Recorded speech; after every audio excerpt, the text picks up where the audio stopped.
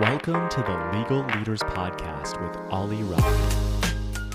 Our guest today is Gabriel Kuris. Gabriel helped advise me when I was applying to law school, and I'm excited to talk about his career journey from the time he was an attorney to ultimately starting his own law school admissions firm. Hi, my name is Gabriel Kuris, and I'm the founder and operator of Top Law Coach, a law school admissions consultancy. I started my career after graduating at Yale College as a humor writer and an LSAT tutor and instructor.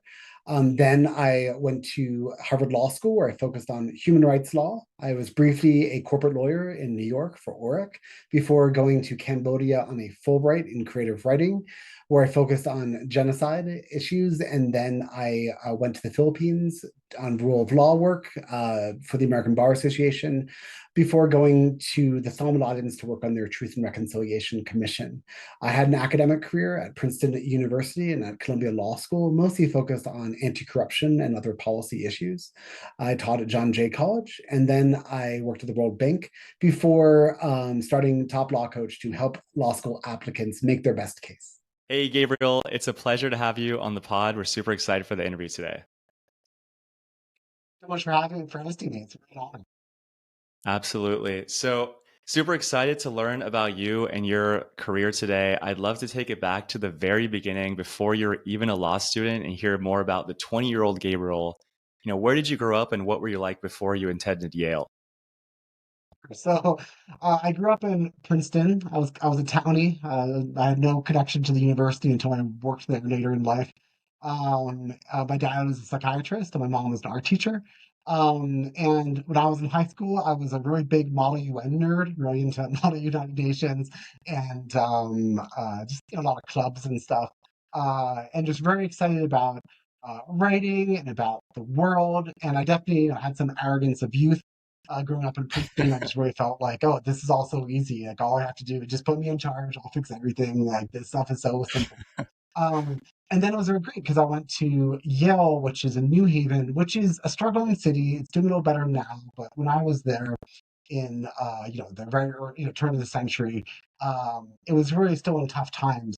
And this is very eye-opening for me about policy and the challenges. I took some courses where I learned a lot about the challenges of making change in America. And then I got involved in this personally. I co-founded a nonprofit that still exists with three of my good friends, bringing microcredit to New Haven. So we were the first student-run microcredit organization in America. There's now at least a few dozen of these kind of groups.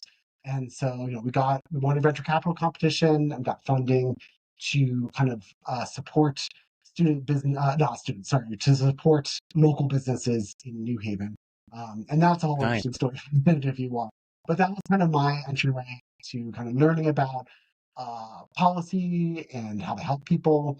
And from there, I kind of got more interested in law as the best way that I could kind of make a difference. That's awesome. So you've nice. Awesome. So you founded a nonprofit in college and you were a political science major. So did you always know you wanted to get your JD? No. I mean, I guess it was always a bit on the radar. One thing that helped was I took some courses at Yale Law School, where I really just got really interested in justice and law and kind of how it's practiced. And then I got to know some law students, and I really liked them a lot. And I got more interested in human rights law.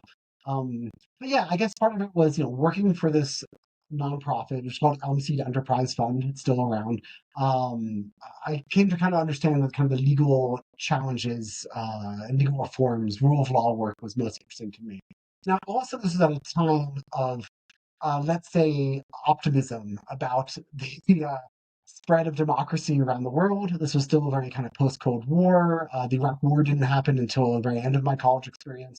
So there was still a lot of optimism about spreading democracy, which kind of shifted a bit towards the rule of law. And that was a lot of my interest, was in just really trying to help promote lawfulness and equality and justice around the world. Got it. And this is all at Yale, right? Yeah, so I was still at Yale. So then after I left, so graduated Yale, and I took a gap year, which, I'd certainly recommend to folks to take some time off. It wasn't as common back then. My parents were heavily against it. But I wasn't really ready. I had taken the LSAT, but I wasn't really ready to apply to law school my senior year. And my gap year ended up being a real coming of age story for me. I don't know if I'd recommend this for everyone, but basically I was teaching LSATs on the side for Powerscore, and Wow. then I was living at first in New York, and then with like a good friend from growing up who wanted to be an actress in LA. I drove across country with her. I moved to LA, and with her and her friend. Uh, and this is very eye-opening. As an East Coaster, LA was very different for me. And at first, I was just kind of like I know you're a Californian, so you understand. At first, I was just like, "What's going on? What is this place? I don't get it at all. It's so ridiculous." And then by the end, I just loved it. And then I came back to the East Coast for law school at Harvard. Almost all my friends are Californians because I was no longer Wow. able to handle the intersection of East Coast and Harvard Law. I really kind of needed some memories, some of the That kind of culture shock was crazy, huh? yeah. But no, really, I know this is my first experience. Now it's kind of funny looking back because now I've been to over 80 countries. I've done lots of research in a lot of different places. But at the time, I was still pretty sheltered. I mean, I traveled a lot growing up, but still, just moving somewhere basically alone and getting used to a new place was a very new experience for me and very pivotal in my life. Nice, nice. Yeah, I've noticed you traveled a lot in your career. I'd love to take it back, and I know that obviously you're a law school admissions coach now. So I'd love to understand, like, what was that LSAT journey like for you? I'd be curious what you scored on the LSAT, and then I'd love to know about your law school experience at Harvard. So, I studied from the LSAT. Mostly, I think I took a course. I probably shouldn't mention who I did it with, but it was a useless course. I guess I kind of got me started a bit, but it was funny because it kind of gave me this idea that all of test prep is kind of BS. There's nothing really that's helpful about it. It's just kind of tips and tricks. It was one of the major companies, let's say. And then I started on my own, and a really key moment for me, logic games were the trouble. Where they're right about to get rid of logic games. I wish that happened when I was applying. But for me, the other sections were a breeze, and it was really about getting through logic games. And what made the big difference was I really had like a week.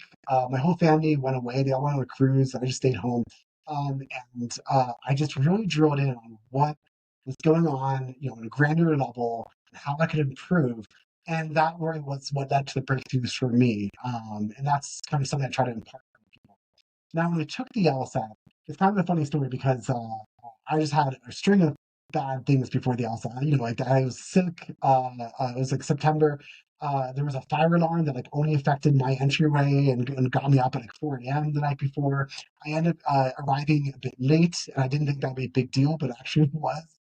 I barely made it in, and they kind of fingerprinted me in front of everybody, and not fingerprint, whatever. They made me do sign forms, and they, I'm left-handed, but they put me in the back in a right-handed desk, and just the whole thing was a disaster. And then my first section I opened up for was logic games that I just found impossible, and it just broke my spirit.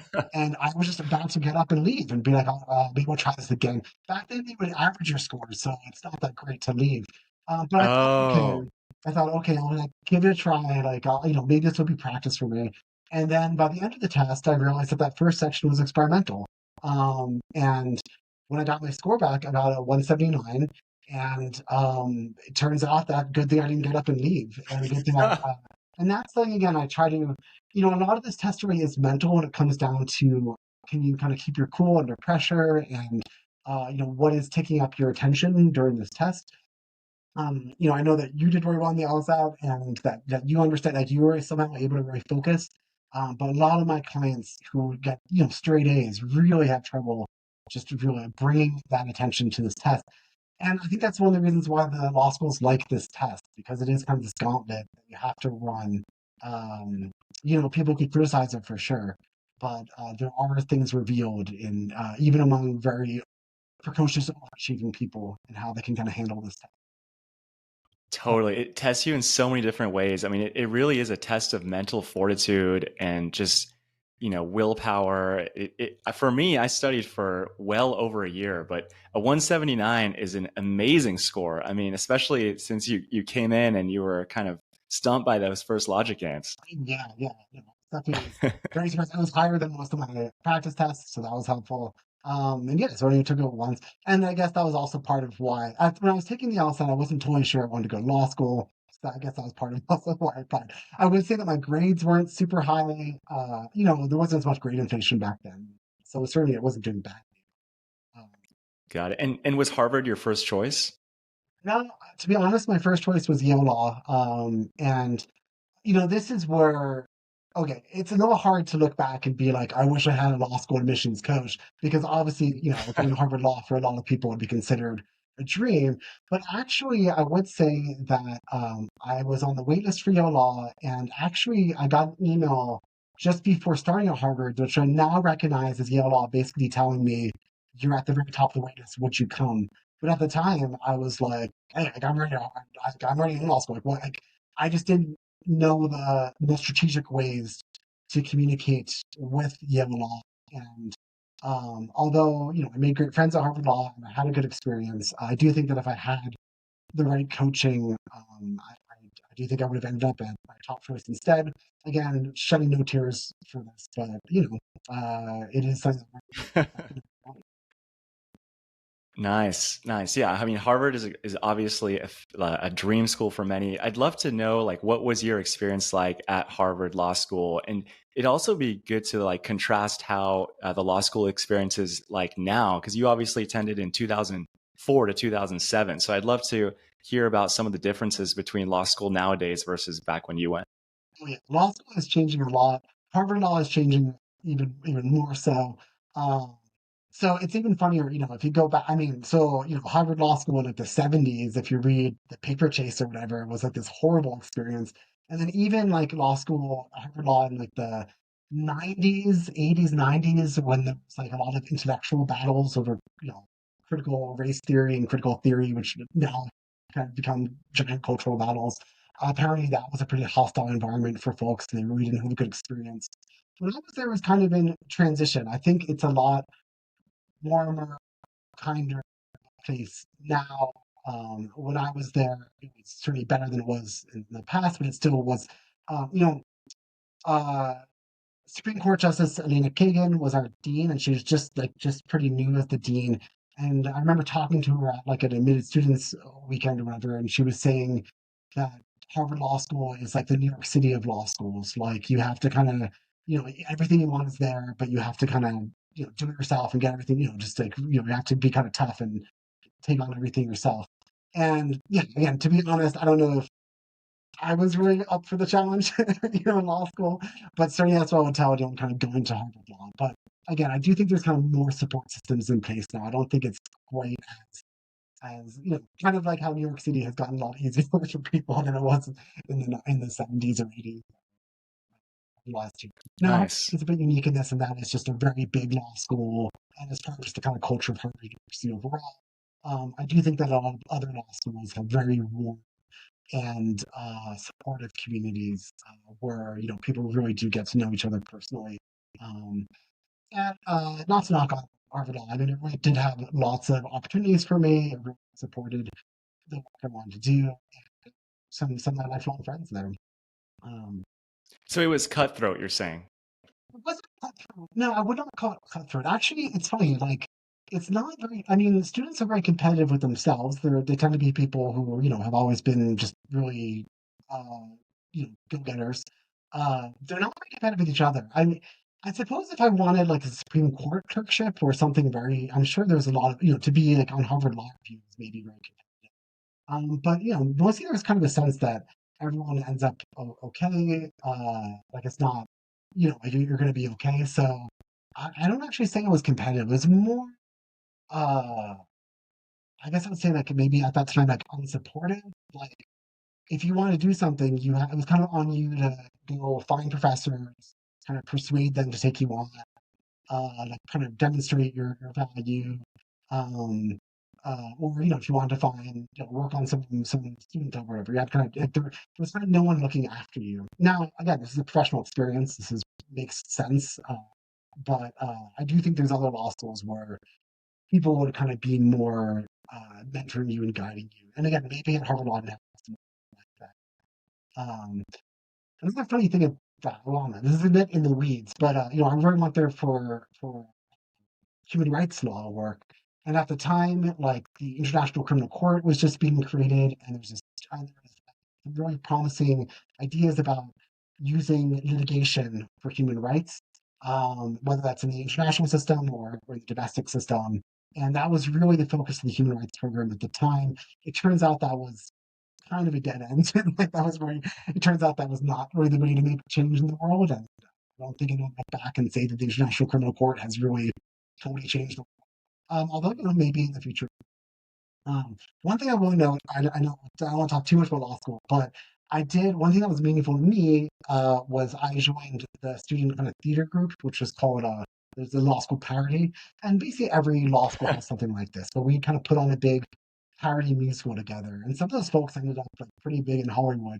Uh, so a lot of energy went into this. And that is where I found my kind of supportive community, just people who are a bit more irreverent and really got to know some people outside of my immediate circle.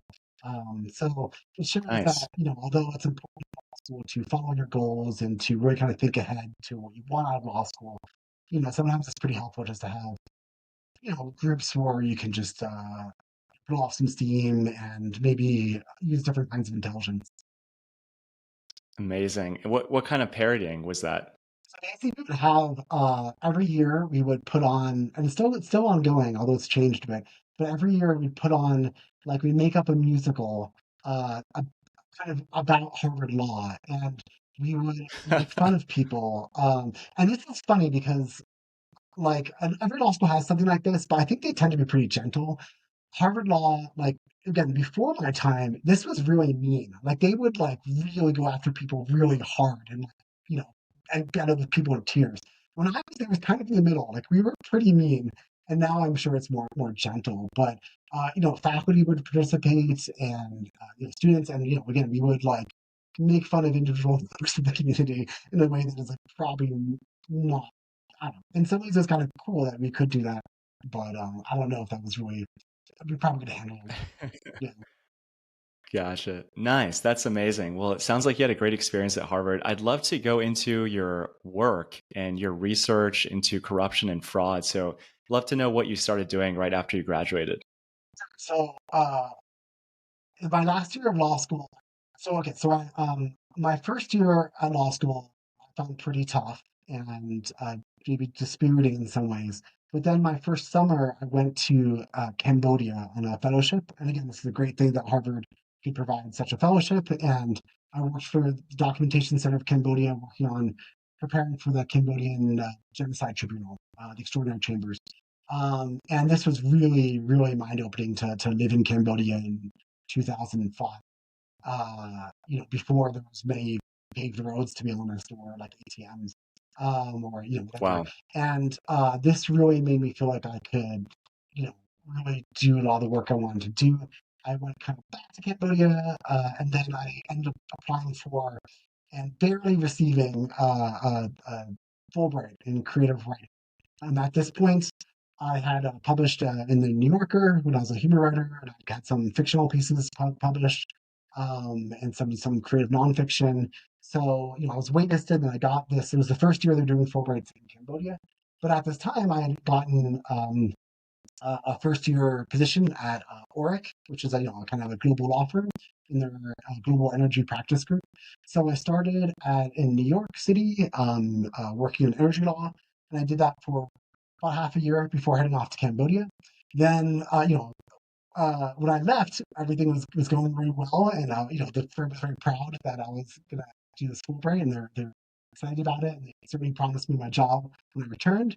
And then I left, and the economy completely crashed. This was the global financial crisis, uh, and so I was laid off while I was away. Although that was okay for me. I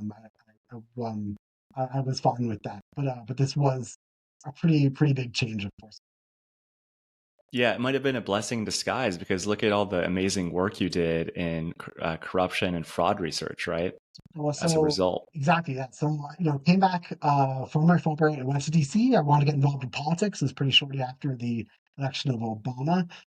The financial crisis was not a great time to try to get involved in DC, and that was tough. But yes, I had a pretty good severance package from the firm, which was helpful because I was one of the first people laid off because I was in Cambodia. I don't think the firm realized how bad it's going to get, so I got a pretty good deal on it. And yes, this did kind of help me to pivot my career. So I went to DC, and if you want, we can talk more about the challenges there. But ultimately, I worked for the Rule of Law Initiative of the American Bar Association, which kind of helps to promote legal reforms around the world. And I worked first for them in DC for a bit, and then I went to the Philippines for a year to work on legal reforms in the Philippines. Amazing. And how did you get these prestigious roles, Gabriel? Were you just leveraging your network? I mean, how did you go about getting that role? I think that job searching is really, really tough, and it's just there's no two ways about it. And oftentimes you just have to kind of pivot. Um, certainly applying for a law firm job, it helped that it was a little bit easier. I think just the year after me, when people had their offers rescinded, it would have been a lot tougher.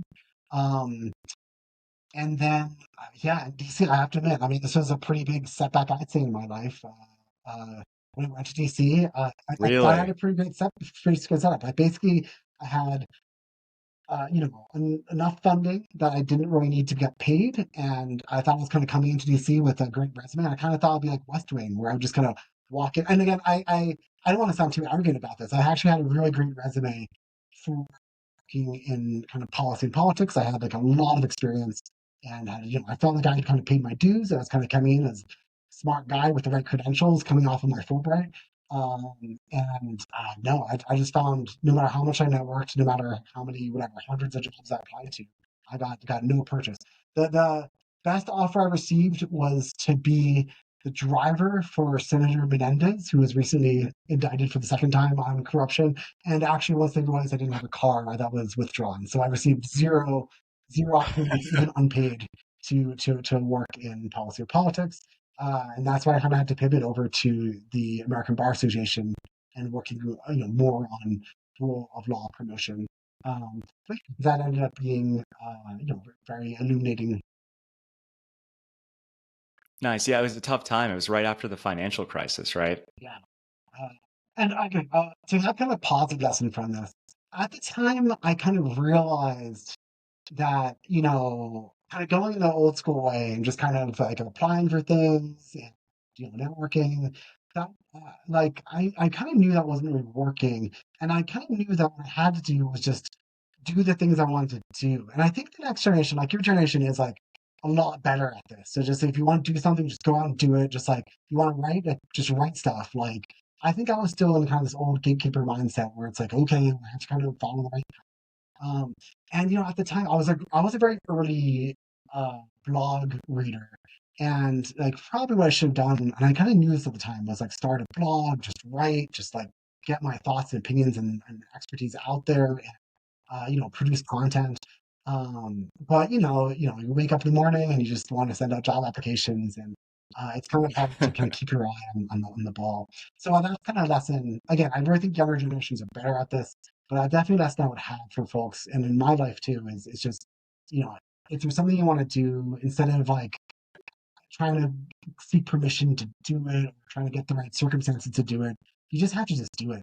And that really, really influenced me because then after the Philippines, instead of coming to the US, I actually had read on Wikipedia just this really small entry that there was a Truth and Reconciliation Commission going on in the Solomon Islands. And I couldn't find anything about it, but I really wanted to work on a Truth and Reconciliation Commission. So I actually just flew this online. I just flew over there from the Philippines and just said, I'm just going to get involved. And Wow. again, I'm not going to try. I think I did try like sending a couple applications. And again, I thought I had the right background for it. And, crickets, I didn't hear anything. So yeah, so I was just like, I'm just going to show up. That's insane. So, okay, so you're at the ABA and you're working there, and then you decided to just fly to the Solomon Islands to take advantage of this opportunity. And what happened when you got there? So I just flies all mines. I actually, this ended up not being a great decision, but I understand why I did it. But I only gave myself 3 months there because I really wanted to kind of force myself to like move fast and not get kind of, distracted or complacent. I felt like even when I was in Cambodia writing for a year, it was kind of almost like too much time. Like I felt like, the time, you start getting thinking about like what kind of life you have or your friends or your community or whatever. But I was like, no, I'm just going there on a mission for 3 months. And this was probably one of the greatest thing I've ever done in my life. I feel like I just really started really Wow. networking, interviewing people. I ended up getting involved in the commission, and I wrote a big part of their final report. And then I was also doing a lot of interviews, and it was pretty insane. I had guns pointed in my face. I talked to arbitrators. I talked to some really wonderful peacemakers. Wow. And every day was really scary. And every day I was just like, I don't know what the hell I'm going to do. And somehow I just, just always pushed through. I just made it through. Um, yeah. Wow. It's crazy. I mean, you were just this sheltered kid on the East Coast, and now you're like traveling the world in the Philippines, the Solomon Islands. I mean, you must have really changed your personality, I Yes, imagine. I guess, living in Cambodia especially, really, you're right. In response to great challenges, we do have to adapt our personalities. And that's a great way to put it. You're right. I didn't ultimately Um, I think, yeah, I mean, we can talk more about that, but definitely, I had been kind of sheltered. I had been a bit more inflexible. I had been someone who kind of wasn't comfortable alone, like kind of depended more on kind of whatever, like social affirmation. And then, yes, I had to kind of become somebody who just could be more independent and could travel alone. And then through that resilience, right? You find what you're capable of. I mean, there were there was one point in Cambodia when I was traveling around where, due to a bunch of circumstances, I was somewhere with no money. Like I went to a place and I thought there was supposed to be an ATM, but the ATM was down. The nearest one was an 8 hour drive away. And so I was just Oh in a my place gosh. with no money and nothing, and I just had to talk my way out of it. I just had to to make my way. And then once you kind of do that, you start realizing that you can. You start realizing that because our world is made out of people, there's always paths to do whatever you want to do. So, I mean, what did you end up doing? Well, I didn't really speak much Khmer, but I managed to kind of communicate to a bus driver that would kind of pay after the bus ride, and I kind of won his trust on this, and then was able to kind of take a bus somewhere, pay him.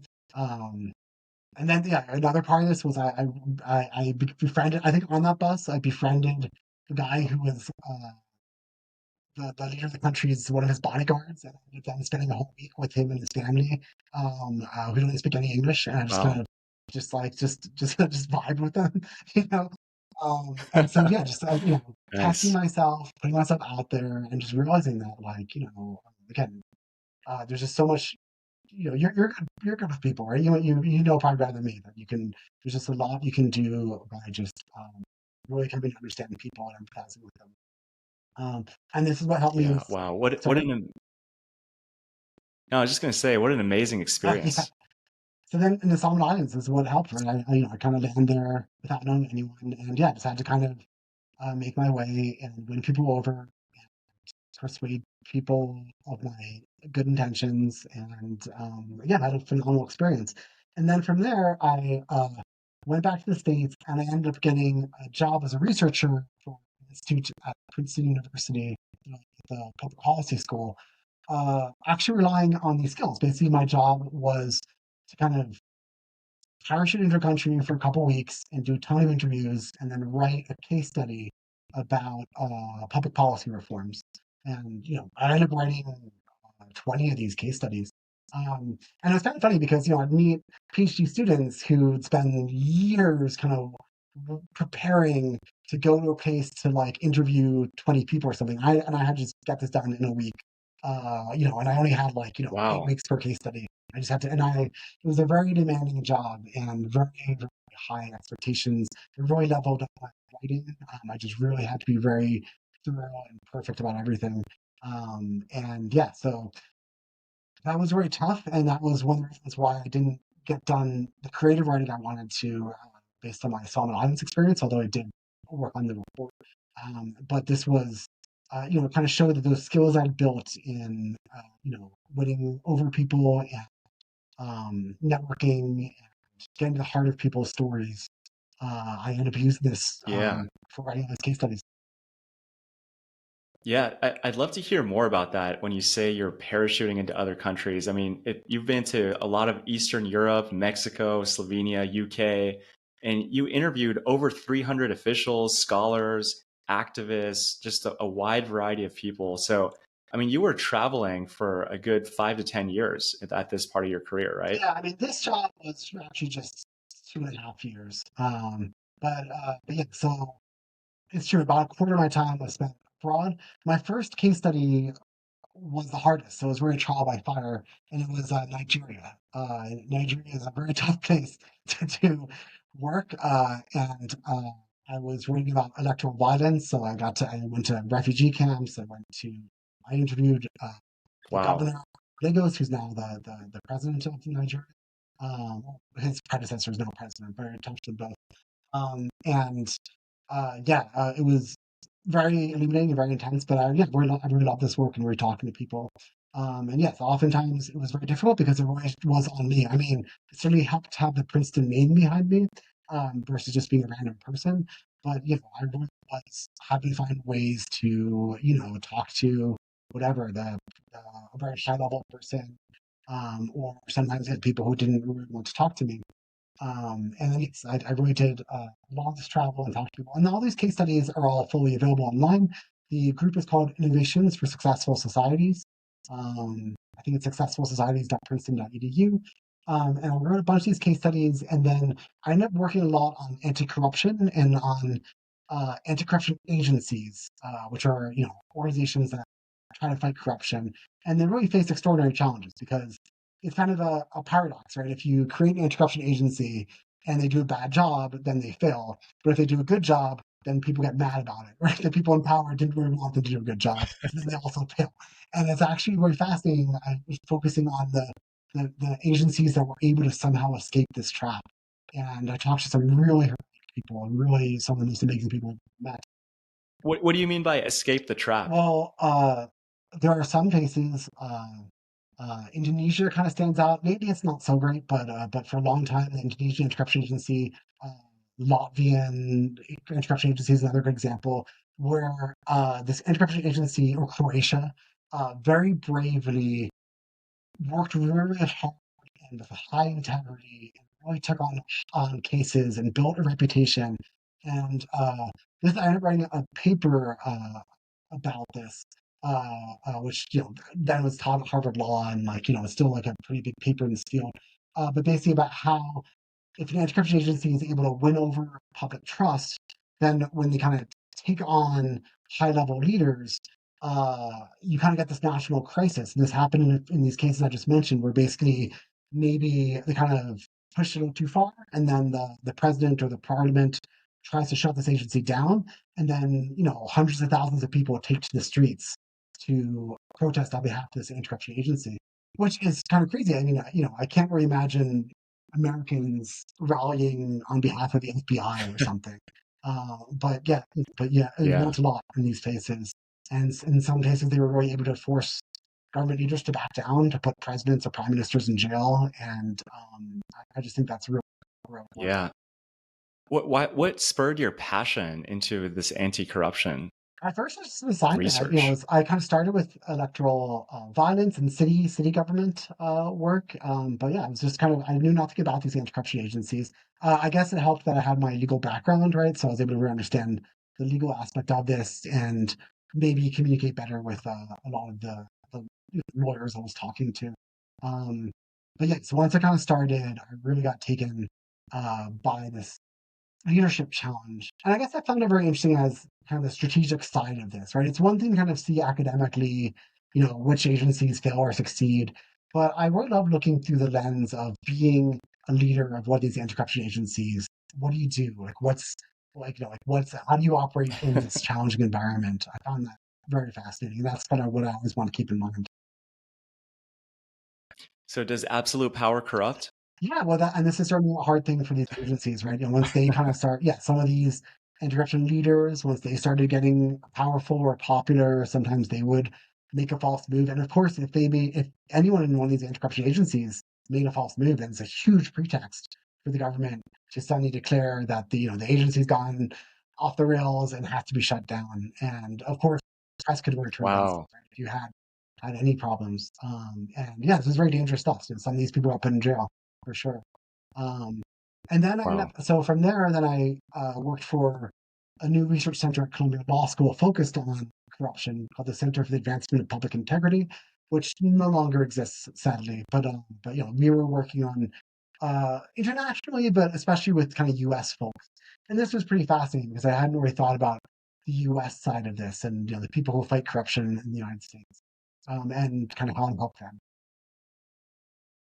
And you're managing a $600,000 grant at Oh yeah, Columbia, well yeah, right? I got yeah, it was kind of a grant that I was able to have win, and I was the deputy director of the center. Our director was a former Southern District of New York prosecutor. And yeah, I was kind of helping to kind of manage all this research and work with, I had a lot of great free labor from Columbia law students who were very enthusiastic about this work. And we were just trying to put out kind of good research and resources and events to help people. And I did that for about 2.5 years, I think, 2.5 or 3 years. Amazing. And then you went to academia at John Jay College as an So I was adjunct doing that, yes, lecturer. yes, around the same time I was kind of also lecturing at John Jay College. And that's also when I kind of started more of my law school admissions coaching just on the side. Uh, um, I had always, well, okay, in the very beginning, I taught LSATs, and then I kind of kept, when I was working at Princeton, I would kind of do that a bit on the side. And sometimes that would involve helping people with their applications too. And of course, I help friends with applications. And then in New York, uh, I got put in touch with somebody who was starting or expanding a company to work on helping law school applicants. And this company had a business strategy where they would give people like a free review of their personal statement, which I don't think was a successful business strategy, but it was really great training for me because very early on, I'd always been kind of dabbling in this work, but suddenly I was just reading hundreds of these personal statements. And although it was paid, I it was a free review, so I couldn't go super in depth. And it really taught me a lot about how people were playing, what mistakes they were making, how to make these essays better. And I started kind of seeing the lessons I'd taken from my work at Princeton when I was really trying to figure out how to kind of tell complicated stories in a way that anyone could understand. And interviewing people and getting to the heart of their story and understand, helping people kind of tell their own story and portraying them accurately. Um, and then of course my kind of background as an advocate and lawyer, so a lot of kind of factors that seemed very disconnected in my life came together, and I found this work Yeah. uh, surprisingly fulfilling and interesting, and it was better than I expected. Amazing. Yeah. I mean, it seems like you've been a lifelong writer. You were a Fulbright writer and did a lot of publications as well in your career. So would you say all of that was what spurred you to pursue building your Yeah, it business? definitely helped. Yes, I've always been a writer. I certainly hate to keep writing. In times when I'm busy, I haven't had much chance to do it. But yeah, certainly before I started my business on my own, I'd actually moved to San Francisco, and I was just trying to write a lot on my own.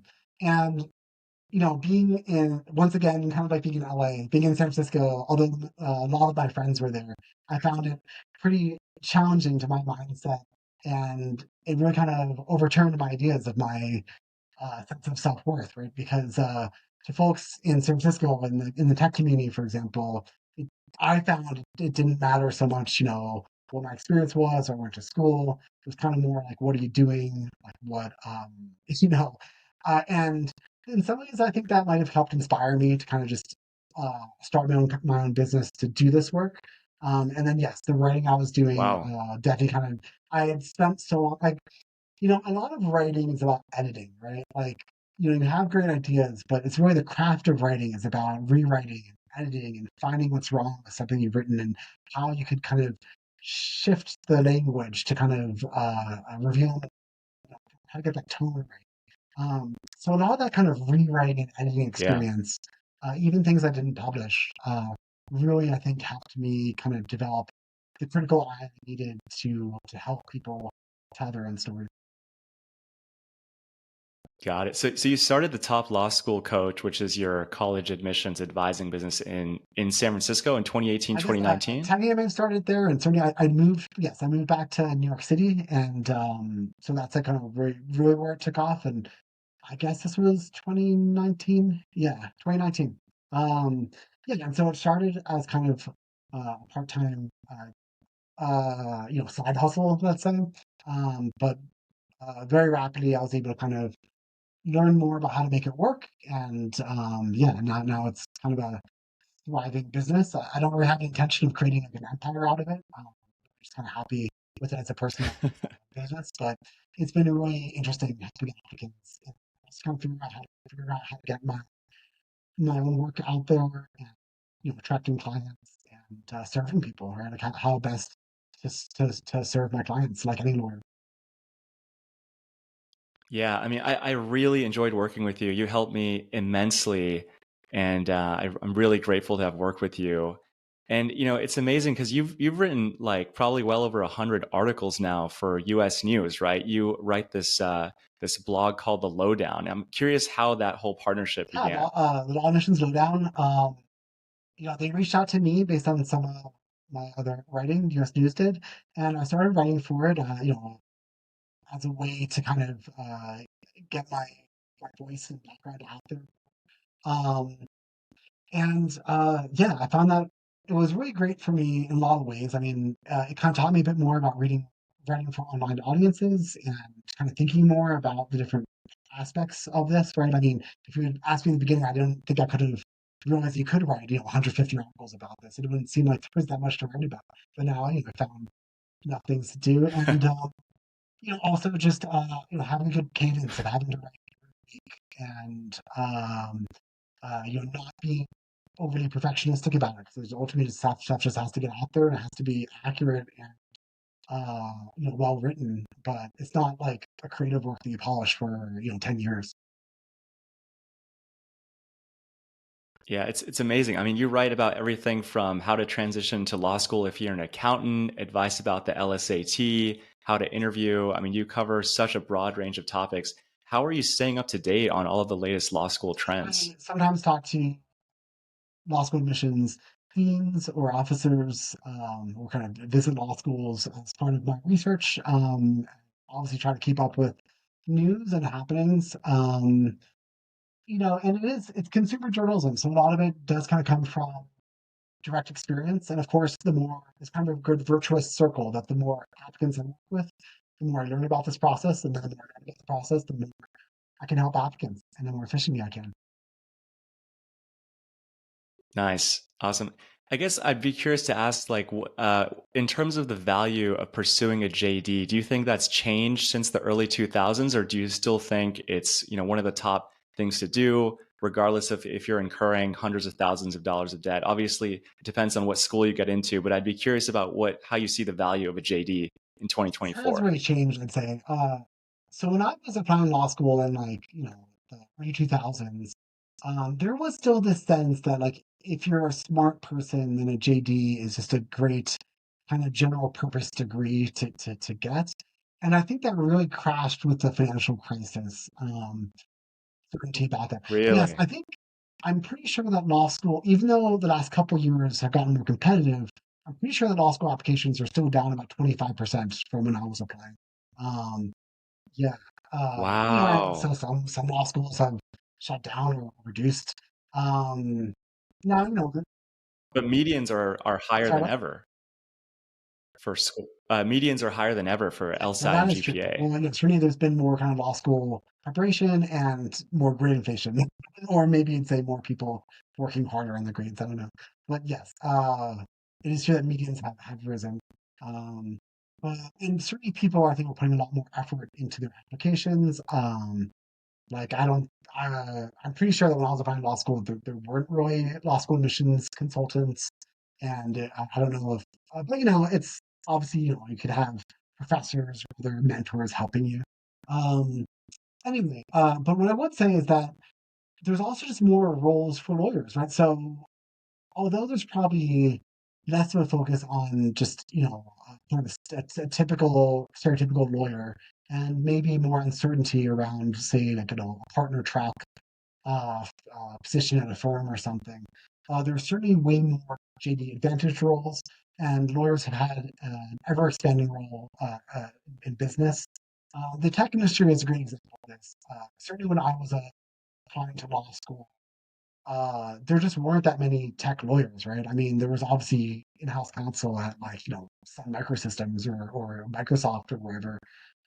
But now, of course, you have courses on this. You've got tons of lawyers working, and now it seems so obvious in retrospect that this is a space that takes so much regulatory knowledge and involves so many legal issues. But at the time, they probably would have just kind of thought about whatever patent law and employment law. Um, so that's an example, and of course, there's tons of others like healthcare or other fields where lawyers are increasingly Totally. involved. Maybe you could say for better or worse, but I'd say hopefully for better. Yeah, so there's just like more expansive opportunities, way more industries, different kind of breadth of experience that lawyers can work And in. maybe like more, yeah, recognition of kind of skills that lawyers are bringing to the table. Yes, exactly. And yes, I think lawyers can be many different things. And then, yeah, just I think Amazing. just everything involving law has gotten much more contentious, and this is true in politics. This is true in business. America has always been a very litigious society, but all this stuff has gotten very complicated as our economy has grown more complicated, and as our society has. And so, yeah, so some people would see this as very negative, but of course, there's positives to this too. That there's just kind of more everything we kind of recognize more and more how everything touches on law.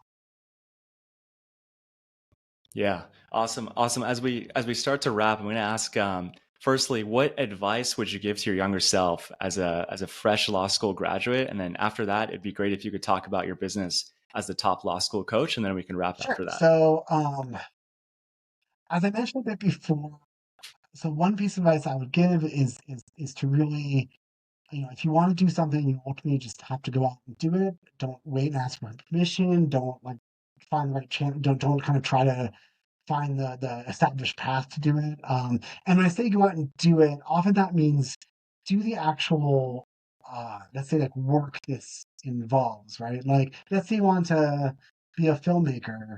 Like, I can't just say go out and make, a multi-million-dollar budget blockbuster, right? But you could just go out and make movies. And that's kind of, so you kind of think about what it is that you actually want to do versus the kind of role you want, status you want. Like, what is the actual kind of work? And that's obviously what people are going to want to recognize to you. The other thing I would say is the importance of follow through. Now, this gets a little tricky. There's kind of a fine balance where you don't want to be kind of too stubborn or too fixed. You want to be kind of flexible and be able to pivot. But a lot of life comes down to follow through and really kind of taking things through, kind of not giving up. And then lastly, I've always believed that I really wish that colleges had courses in disappointment and failure, and there's just a lot of life that just doesn't come down to whatever the knowledge you have or the work you're putting in, and it really comes down to kind of knowing how to handle these challenges and kind of handle the mental side, like we talked about with the LSAT. It's not about how well prepared you are; it's also about um, you know, and you kind of manage this. When you open up a disastrous section of the LSAT, Totally. how do you respond? Do you crumble, or do you find a way to kind of push through, which might be different for each person. Um, and I think that's Totally. really important. Um, Yeah, failure leads to growth, 100%. And knowledge is not just going to get you to that next level. You actually have to have experience. And like you're saying, you're also advocating for folks. If you have an idea, just be consistent and follow through, especially in the day of the internet. You can just put those movies out there and see what the reaction is and hopefully build from there. And I imagine that's what you did with yeah, Top Law School exactly. Coach. Yeah. So yeah, and just building up the habits. Ultimately, life is kind of about the habits you have, right? So it's not. I think this is also maybe a slightly different lesson than what I was saying, but if you're a filmmaker, instead of focusing on making the perfect movie, just if you just have a habit of filmmaking, if you're just really working at it and find a way to integrate that into your life, whether you're driving a cab or working as a in the mailroom of Paramount Pictures or whatever, like find a way to integrate to make this sustainable for your life. And yes, this is definitely was a key lesson for me about Top Law Coach. Um, yeah, so happy to kind of help out any of your listeners if you're interested with Top Law Coach. It's toplawcoach.com. You can always email me at gabriel@toplawcoach.com. And I hope you're checking out Law Admissions Lowdown blog. Yeah. And you do LSAT So coaching as well, right? You do LSAT Yeah, so I coaching as do, well? that's not my primary work, but I do love to help my clients with the LSAT, and yes, yeah. So yeah, in case people are wondering what law school admissions consulting would really mean, for me, it's like helping people with the strategy in terms of where you're applying, timing, wait lists, applying your decision, things like that. Also the essays and the resume and the essays and making a strategic case, being your best case for law school. And then of course applying with your best stats, so helping people with the LSAT.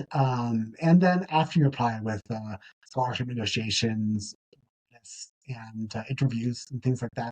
Um, but I really try to adapt to whatever my clients' needs Amazing. are. So some of my clients I work with for just whatever an hour, others I work with for years. Got it. All things law school admissions A to Z, I basically. shoot for 'em. And I just think ultimately being a coach is really about serving, right? And that's serving my clients, serving their needs, making sure that they feel confident and that they are kind of equipped with everything that they need. Right? It's not ultimately about me. But it's been wonderful to have an interview where to talk about myself. Mostly I'm doing a lot of listening and asking questions and helping No, people tell it's their stories. absolutely. Yeah, this was a fantastic interview. I mean, you have an extremely inspirational career and can't wait to share it with everyone. And yeah, Gabriel, it's been fantastic having you. Thank you so much for Your your career has time. been inspiring as well. I'm so excited for your next steps. I'm sure you're going to end up doing some amazing